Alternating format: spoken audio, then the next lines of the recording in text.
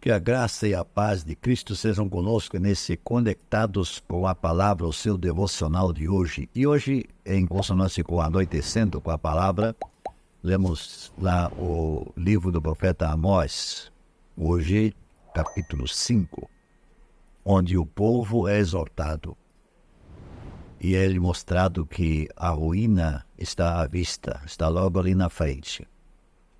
Versículos primeiros, 1 e 2, o termo Virgem de Israel, isso quer dizer uma nação como uma jovem cuja vida foi interrompida antes de ter começado. A sua terra é um lembrete de que aquela terra fora presente de Deus a Israel. A conquista da terra foi conquistada sob a orientação de Deus. O povo, sendo infiel, havia transformado esse presente de Deus num local de morte e de sepultamento, de enterro. Os 3 e 4 prossegue, a lamentação prossegue com uma imagem diferente da destruição de Israel. Casa de José, no versículo 6, é uma referência a toda a nação. Casa de José, toda a nação. José foi aquele elemento chave na formação do povo lá no Egito. Depois, no versículo 7, faz uma referência à losna. A losna tem um sabor amargo, que é usado na Bíblia como metáfora de remédio combatendo a tristeza e a amargura, né? Em versículo 5 ainda, nós falamos também de Berseba. Berseba ficava a cerca de 80 quilômetros a sudeste de Betel, onde havia um templo na época de Amós. Então, o Deus que criou, conserva os processos do universo, obviamente pode fazer valer o seu juízo mesmo contra os fortes da terra e as suas fortalezas que eles haviam construído. A porta era o local mostrando o triunfo da cidade, mas essa também não permaneceria em pé. Lá no versículo 11 desse capítulo, nós encontramos a respeito dos impostos recolhidos, que era uma espécie de penalidade que era imposta aos moradores que tinham poucos recursos. Então, exigir um tributo de trigo dos pobres era fazê-los correr o risco de morrerem de fome, e se a colheita não tivesse sido generosa. Já os ricos não tinham esse problema, eles tinham de sacar dinheiro para poder pagar os seus impostos.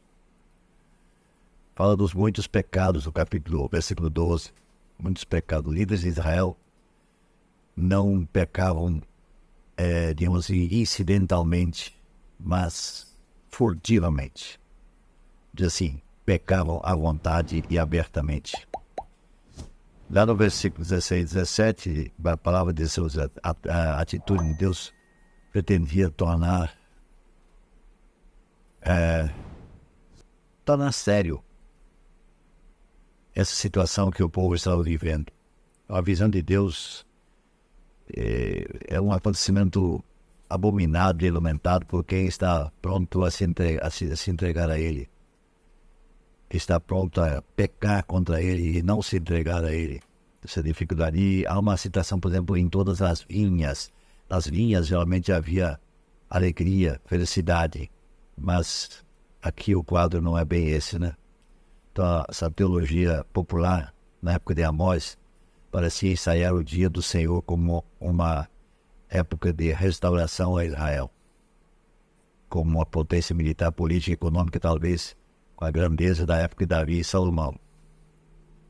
Amós então declara que essas esperanças eram inúteis, e até mesmo dignas de pena.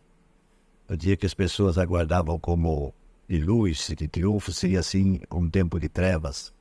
O dia do Senhor aqui seria muito mais juízo do que qualquer outra coisa. Então, são coisas assim extraordinárias, fortes que esse capítulo tem. Lá no versículo 25, nós temos lá a pergunta retórica, cuja resposta esperada é sim. Israel havia adorado a Deus no deserto. E havia. Israel não louvava somente o Senhor, nem mesmo os primeiros dias do deserto. Eles já pisaram fora da linha. e foram atrás de Moloque.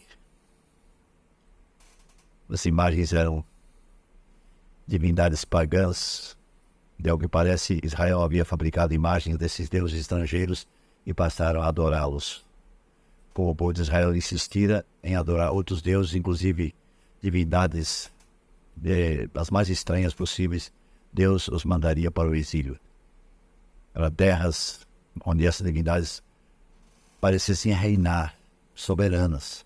Israel seria exilado para além de Damasco, que era a capital da Síria, em regiões da Síria, além, para a Babilônia.